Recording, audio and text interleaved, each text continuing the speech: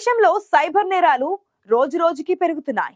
అమాయకులను లక్ష్యంగా చేసుకొని ఆన్లైన్ మోసాలకు పాల్పడుతూ కోట్లు కొల్లగొడుతున్నారు సైబర్ నేరగాళ్లు.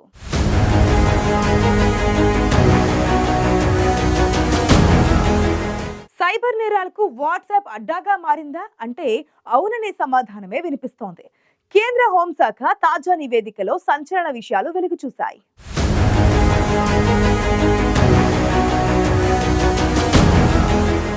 ఆధునిక కాలంలో అందుబాటులోకి వచ్చిన టెక్నాలజీతో ఎన్నో ప్రయోజనాలు కలుగుతున్నాయి. అయితే టెక్నాలజీని దుర్వినియోగం చేసే వారితో సమస్యలు అదే స్థాయిలో వస్తున్నాయి. ఇటీవలి కాలంలో దేశంలో సైబర్ నేరాలు చాలా ఎక్కువయ్యాయి. సైబర్ నేరగాళ్లు రోజుకో కొత్త పందాలో రెచ్చిపోతున్నారు. ఇటీవలి కాలంలో దేశ ప్రజలకు సైబర్ మోసాలు పెద్ద సమస్యగా మారాయంటేనే పరిస్థితి ఎలా ఉందో అర్థం చేసుకోవచ్చు. అమాయకులను లక్ష్యంగా చేసుకుని భారీ లాభాల పేరుతో ఆశ చూపడమో లేక డిజిటల్ అరెస్టుల పేరుతో భయభ్రాంతులకు గురిచేసి డబ్బు కాజేస్తున్నారు సైబర్ నేరగాళ్లు.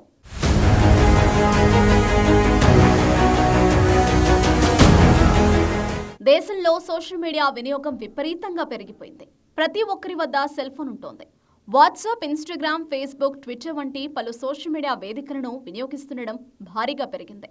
దీంతో సైబర్ నేరగాళ్లు రూట్ మార్చారు. సోషల్ మీడియాని కేంద్రంగా చేసుకుని సైబర్ నేరగాళ్లు మోసాలకు పాల్పడుతున్నారు. ఇటీవలి కాలంలో సోషల్ మీడియా ప్లాట్ఫామ్లు సైబర్ నేరాలకు వేదికలుగా మారాయి. ఎక్కువగా వాట్సాప్ కేంద్రంగా సైబర్ నేరగాళ్లు ఆన్లైన్ మోసాలకు పాల్పడుతున్నారు. సైబర్ నేరాలు ఎక్కువగా వాట్సాప్ కేంద్రంగా జరుగుతుండగా వాట్సాప్ తర్వాత స్థానంలో టెలిగ్రామ్, ఇన్స్టాగ్రామ్ వంటి ఉన్నాయి.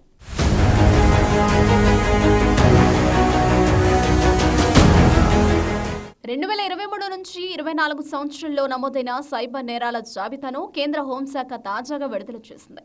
ఈ నివేదిక ప్రకారం గతేడాది మొదటి 3 నెలల్లో వాట్సాప్ ద్వారా జరిగిన సైబర్ మోసాలపై 43,937 ఫిర్యాదులు రాగా, టెలిగ్రామ్లో మోసాలపై 22,680, ఇన్స్టాగ్రామ్ వేదికగా జరుగుతున్న నేరాలు 19,800 చొప్పున నమోదయ్యాయి.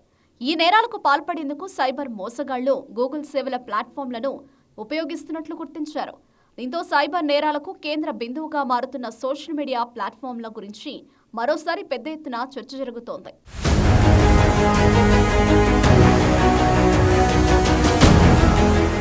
సైబర్ నేరగాళ్ల బారిన పడి మోసపోకుండా ఉండేందుకు అప్రమత్తంగా ఉండాలని కేంద్ర ప్రభుత్వం దేశ ప్రజలకు సూచనలు చేస్తోంది. ప్రస్తుత కాలంలో ప్రతి ఒక్కరూ సెల్ ఫోన్లను వాడుతున్నారు. అదే సమయంలో సోషల్ మీడియా ప్లాట్ఫామ్లను వినియోగిస్తున్నారు. దీంతో సోషల్ మీడియా ప్లాట్ఫామ్లను కేంద్రంగా చేసుకుని సైబర్ మోసగాళ్లు మోసాలకు తెరలేపుతున్నారు. ఇలాంటి పరిస్థితుల్లో ప్రతి ఒక్కరూ సైబర్ నేరగాళ్ల పట్ల అప్రమత్తంగా ఉండడం ముఖ్యం. సైబర్ నేరగాళ్ల బారిన పడి మోసపోకుండా ఉండాలంటే అలర్ట్గా ఉండడం కూడా ముఖ్యమే.